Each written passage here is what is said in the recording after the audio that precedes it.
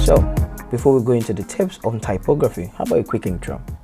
Generally speaking, there are two types of typography. We have the expressive typography and we have the functional typography. The expressive typography has words that carry meaning, so it's more like you're playing with the character of the words, such that at the end of the day, the meaning is being portrayed easily. Just like we have munch here, and you can see a big chunk of the word munch has been taken out, so it kind of gives meaning to the word on its own. And then we have the functional typography, which is just, like I said, it should be functional.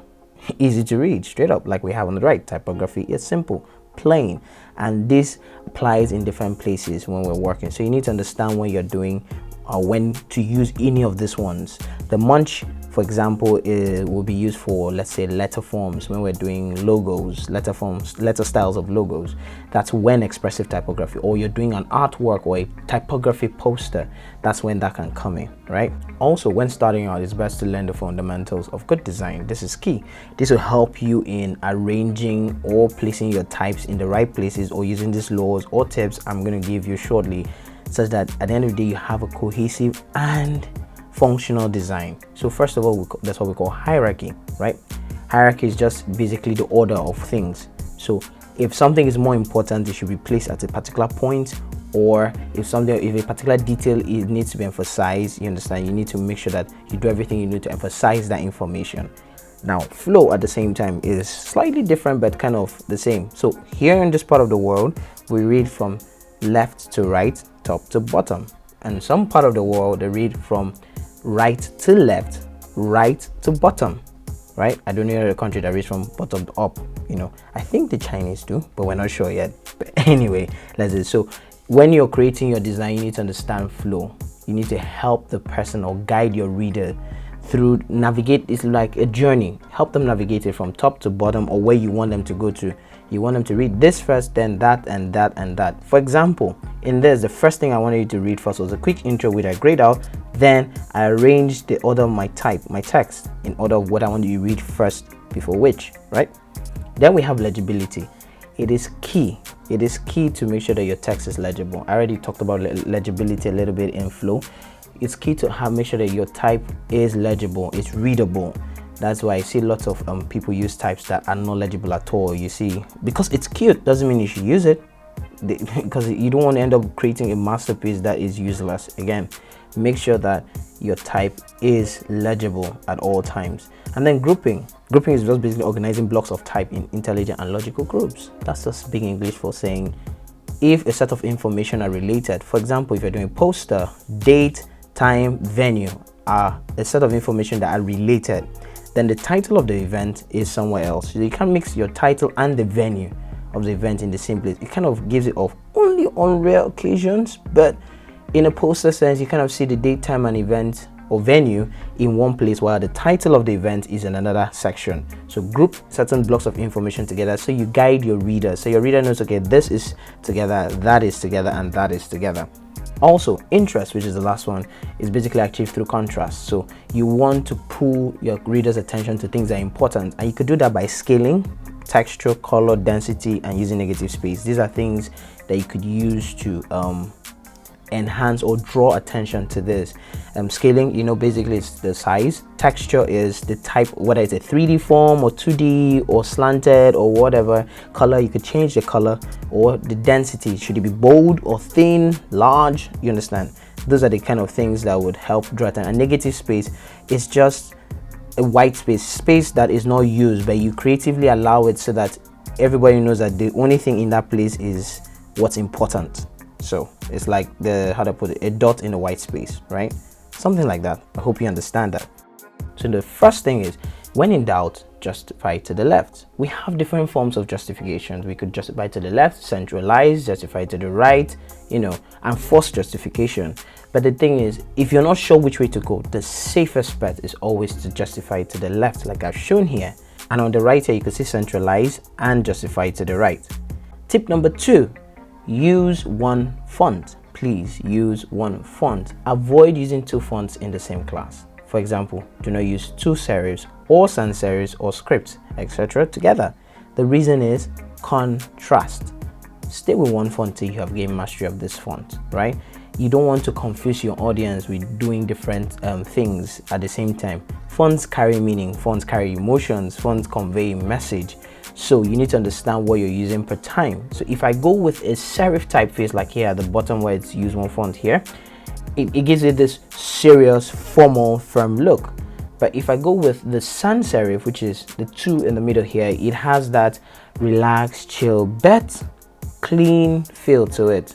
So it depends on the message you're trying to pass along. You need to understand this and make sure your font reflects the message you're saying. I can't talk about style. I can't talk about, let's say, strawberries and be using bold serif font. It doesn't work. It's not really gonna work together. What will go easily with that is more of a script typeface or handwriting typeface. This kind of thing works because it has that soft tenderness I'm trying to relate to my audience. The third tip for the day is skip or wait. You can go from light to bold or medium to extra bold, but avoid going to light to regular or medium to just bold, right? The reason for this is contrast. Contrast is key. You could try mixing bold for your headlines and light for your body copy to create that contrast. You know, for your headline, you can make it thick, and for your body, keep it simple. But make sure that the reason you're doing this is so that your audience can clearly see the difference between the header and the body. You don't want them to think, oh, what's the topic here, or what's the body of the type or the body of the information I'm trying to read. Okay.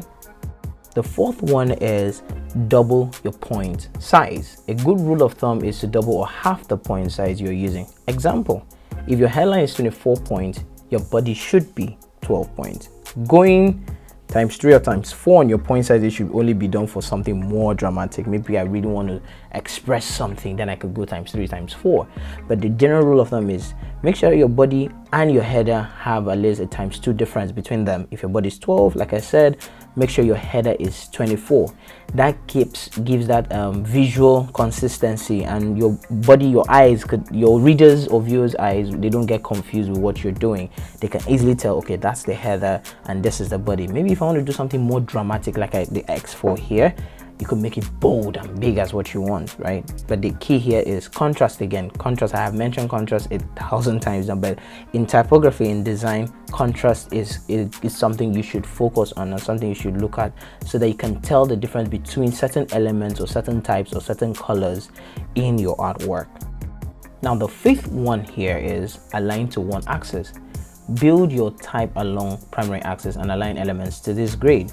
For vertical axis, line them to the left edge of your type. For horizontal, align them to the strongest horizontal element. Like now you could see the first major cities, the Lagos, Detroit, Abuja, Abidjan, and New York, they're all scattered everywhere. Bottom here you can see a horizontal alignment here. Major cities, Lagos, Abuja, all. It gives your viewer a visual cue, like they can read it from left to right. Remember when I was talking about hierarchy, flow, and how your viewers read things, especially in this part of the world, we read from top left to right, top to bottom. So you need to help guide your viewers when they're reading. On the right here you could see a vertical alignment where I aligned everything to the M letter on major cities.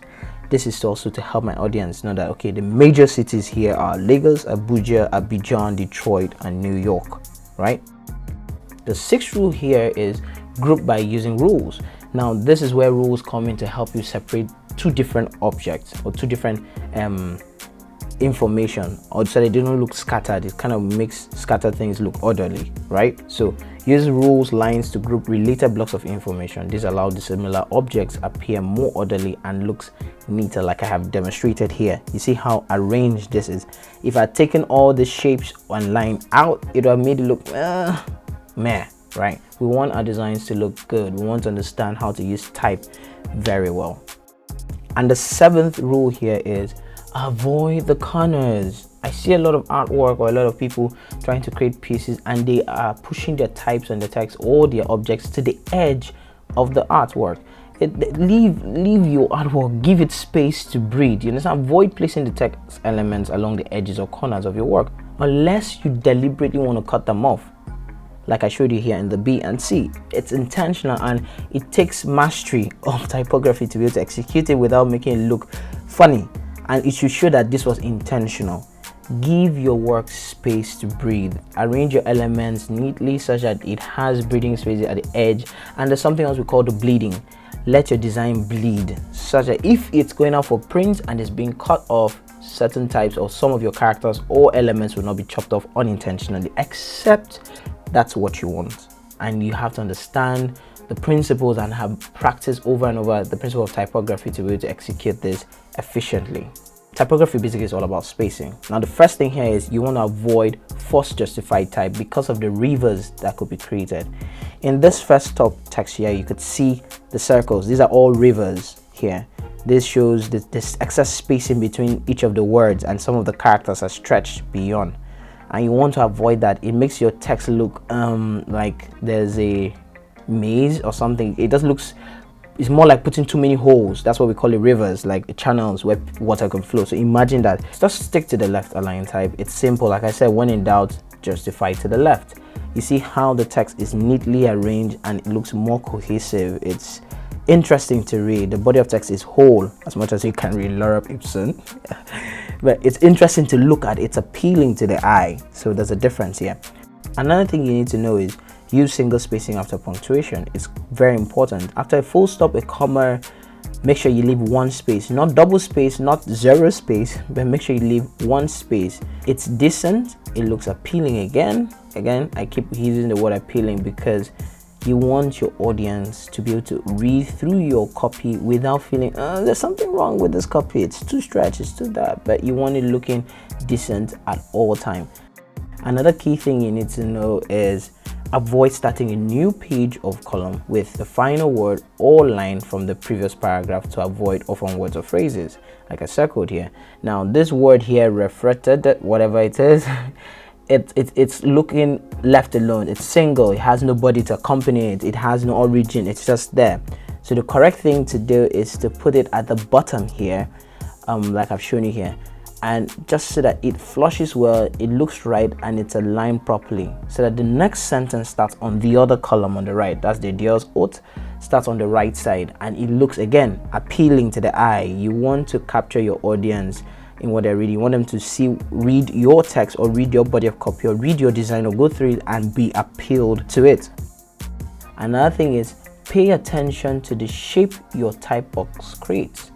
Now the top here, you see I blacked in red. You could see the shape it creates. It doesn't really look good, but the bottom one here in green, you see how it's properly aligned, and all it takes to achieve this is just to adjust your words. Make sure some words go up, some words come down, or adjust the text box such that at the end of the day you have a pleasing shape overall, because from a distance you can't really see the words but you can see the shape, but when you come close again it's still the same thing. So you want, again, I'm going to use the word appealing. You want your type to be appealing to your viewers at all times. You don't want to give someone a headache, especially in this time. So make sure you pay attention to that. So finally, there are a couple of typefaces I can give you. Use any typeface. So far as it's this ones. These are some of the recommended typefaces I'm going to give out, and you could go through them, copy them, search them. They're free. You could use googlefonts.com to check out typefaces you could download for free and just enjoy typography. So now let's go back to the class.